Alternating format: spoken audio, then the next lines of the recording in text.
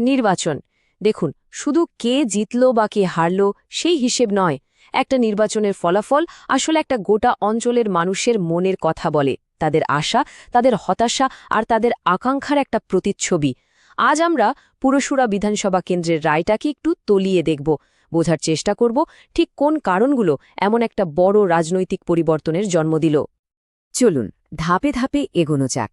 প্রথমে আমরা পুরুষুরার মাটির কাছাকাছি যাব, ওখানকার মানুষের রোজকার জীবনযাত্রাটা বোঝার চেষ্টা করব। তারপর দেখব সেই জীবনযাত্রা ভোটের বাক্সে কী ধরনের প্রভাব ফেলল। আমরা ফলাফলের ব্যবচ্ছেদ করব, মানুষের আসল অভিযোগগুলো কী ছিল তা খুঁজে বের করব। আর সবশেষে এই জনাদেশকে ভিত্তি করে ভবিষ্যতের জন্য একটা রূপরেখা তৈরির চেষ্টা করব। দেখুন, কোনো জায়গার রাজনীতিকে বুঝতে হলে সবার আগে সেখানকার মানুষের জীবনটাকে বুঝতে হয়। হুগলি জেলার এই পুরুষরাকে বুঝতে গেলে আমাদের এর ভূগোল, অর্থনীতি আর মানুষের দৈনন্দিন লড়াইগুলোকে খুব কাছ থেকে দেখতে হবে, কারণ রাজনীতির শেকড় তো আসলে এই মাটিতেই পোতা থাকে। পরশুরা হল দ্বারকেশ্বর আর দামোদরের পলিমাটিতে গড়া একটা উর্বর এলাকা। এখানকার মানুষের জীবন মূলত চাষবাসের ওপরই নির্ভরশীল। ধান আর আলু এখানকার প্রধান ফসল। নদী এদের জীবন, আবার এই নদী এদের ভয়। উর্বর মাটি যেমন আশীর্বাদ, তেমনি বন্যা এখানকার মানুষের জীবনের এক কঠিন বাস্তবতা। এই সংখ্যাটা এখানকার বাস্তবতার একটা কঠিন ছবি তুলে ধরে। পুরসুরার গ্রাম এলাকায় প্রায় প্রতি ৩ জনের মধ্যে একজন মানুষ দারিদ্র্যসীমার নিচে বাস করেন। যখন চাষবাসে একমাত্র ভরসা আর অন্য কাজের সুযোগ প্রায় নেই, তখন জীবনটা কতটা অনিশ্চিত হয়ে যায় এই সংখ্যাটা ঠিক সেটাই দেখিয়ে দেয়। একটা ফসলের ক্ষতি মানে পুরো অর্থনীতিটাই যেন টলে যায়। আচ্ছা, উন্নয়ন তো শুধু বড় বড় প্রকল্পে হয় না। গ্রামের রাস্তাঘাট কেমন সেটাও একটা বড় মাপকাঠি। আর এখানেই পুরুষুরার একটা বড় দুর্বলতা দেখা যায়। মাত্র ৪২% গ্রামে পাকা রাস্তা আছে। এর মানে কি দাঁড়ায়? অর্ধেকেরও বেশি গ্রাম এখনও মূল সড়ক থেকে অনেকটাই বিচ্ছিন্ন। এটা শুধু যাতায়াতের সমস্যা নয়, এটা অর্থনৈতিক বিকাশের পথেও একটা বড় বাধা। দ্বারকেশ্বর নদের বন্যা এখন আর শুধু প্রাকৃতিক দুর্যোগ নয়, এটা একটা নিয়মিত প্রশাসনিক চ্যালেঞ্জ হয়ে দাঁড়িয়েছে। বারবার বাঁধ ভাঙে আর তার সারাই হতে অনেক সময় লেগে যায়। ফলে ফসল ডোবে, ঘরবাড়ি ভাসে, মানুষের জীবন বিপর্যস্ত হয়। এই লাগাতার সমস্যাটা মানুষের মনে প্রশাসন আর ব্যবস্থার উপর একটা গভীর নেদোবেরিয়া তৈরি করেছে। তো মাটির এই যে এত সমস্যা, এত ক্ষোভ, সেটা ভোটের বাক্সে কিভাবে আছড়ে পড়ল? চলুন সেই সংখ্যাগুলো একবার দেখি। নির্বাচনী ফলাফলকে তো আসলে সমাজের একটা ফিভার চার্ট বলা যেতে পারে, যা ভেতরের আসল রোগটা দেখিয়ে দেয়। আর পুরসুরার ফলাফল একটা বিরাট পরিবর্তনের দিকেই ইঙ্গিত করছে। এই স্লাইডটা একটু মন দিয়ে দেখুন। সংখ্যাগুলো একটা নাটকীয় পরিবর্তনের গল্প বলছে। মাত্র ৫ বছরে বিজেপির ভোট শেয়ার ৪৪% পয়েন্টের থেকেও বেশি বেড়েছে। ভাবুন একবার, ২০১৬তে যাদের উপস্থিতি ছিল সামান্য, ২০২১-এ তারা একটা বিশাল ব্যবধানে জিতে গেল। অন্যদিকে শাসক দলের ভোট প্রায় ১০% পয়েন্ট কমে গেল। এটা শুধু একটা হার জিতের হিসেব নয়, এটা একটা রাজনৈতিক ভূমিকম্প। আর এই যে জয়ের ব্যবধান ২৮,১৭৮, এটা পরিষ্কার করে দিচ্ছে যে এটা কোনো হাড্ডাহাড্ডি লড়াই ছিল না, এটা ছিল একটা নির্ণায়ক রায়। আর প্রায় ৮৬% ভোটদানের হার প্রমাণ করে যে মানুষ খুব সক্রিয়ভাবে এই পরিবর্তনে অংশ নিয়েছে। তারা শুধু ভোট দেয়নি, তাদের অসন্তোষটা খুব জোরালোভাবে প্রকাশ করেছে। কিন্তু প্রশ্নটা হলো, এত বড় একটা পরিবর্তন হলোটা কি করে? এর উত্তরটা কিন্তু কোনো একজন নেতা বা প্রার্থীর মধ্যে নেই। উত্তরটা লুকিয়ে আছে দুটো ভিন্ন সিস্টেমের লড়াইয়ের মধ্যে। ভোটাররা শুধু মুখ দেখে ভোট দেননি, তারা তাদের পেছনের ব্যবস্থা আর প্রতিশ্রুতিকেও বিচার করেছেন। যে কোনো রাজনৈতিক ব্যবচ্ছেদ করার সময় আমাদের সংবিধানের মূল ভিত্তিটা মনে রাখা দরকার: মানুষের মর্যাদা এবং তথ্যের ভিত্তিতে নিজের মতামত প্রকাশের স্বাধীনতা। কিন্তু সেই স্বাধীনতার সাথে একটা দায়িত্বও জড়িয়ে থাকে। এই বিশ্লেষণটাও সেই দায়িত্ববোধ থেকেই করা, কোনো ব্যক্তিবিশেষকে আক্রমণ না করে ব্যবস্থার কার্যকারিতা বোঝার জন্য।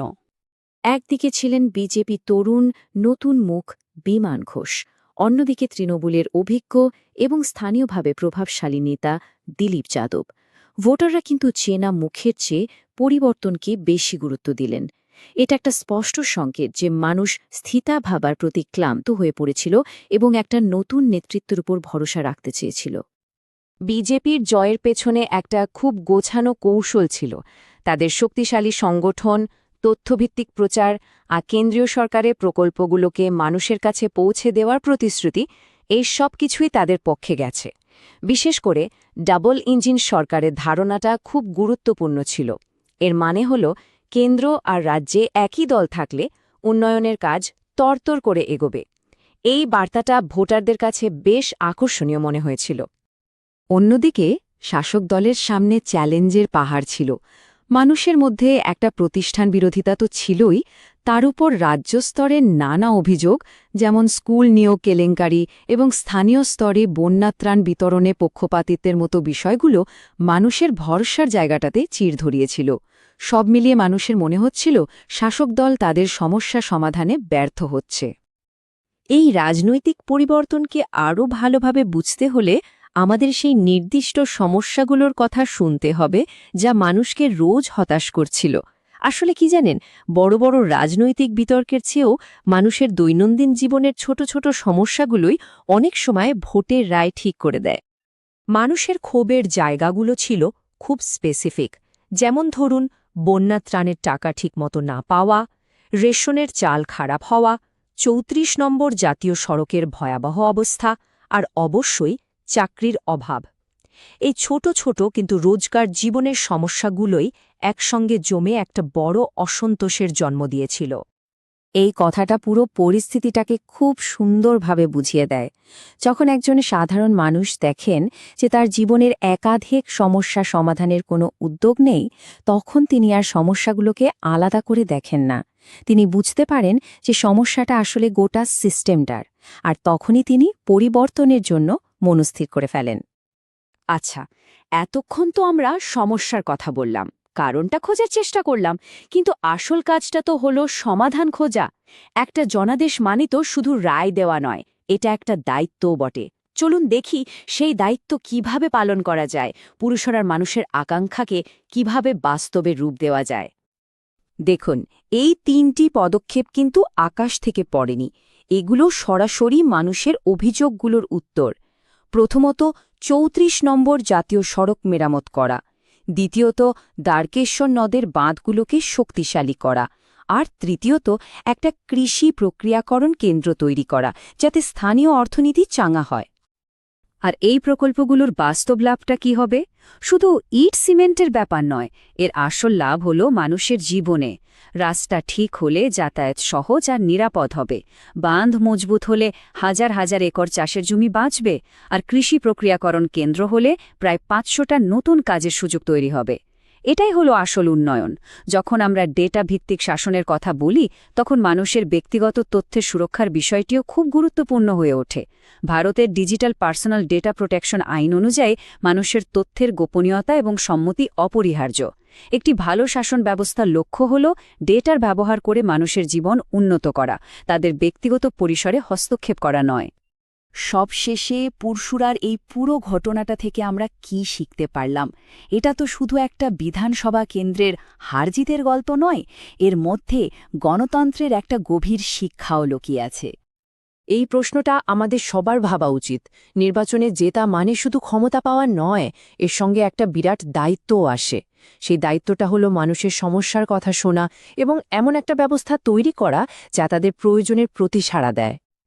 আর এটাই হলো চূড়ান্ত শিক্ষা। মানুষের বিশ্বাস কোনো স্থায়ী জিনিস নয়, এটাকে রোজ অর্জন করতে হয়, ভালো কাজ দিয়ে, মানুষের পাশে থেকে, তাদের সমস্যা সমাধান করে।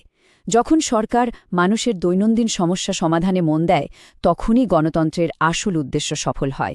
পুরুষরা আমাদের সেই কথাই মনে করিয়ে দেয়। If you want to become a people-centric leader and uplift your constituency, get in touch with blueprintstrategies.ai at mgr@blueprintstrategies.ai or call 010-420-41602. Purpose beyond politics.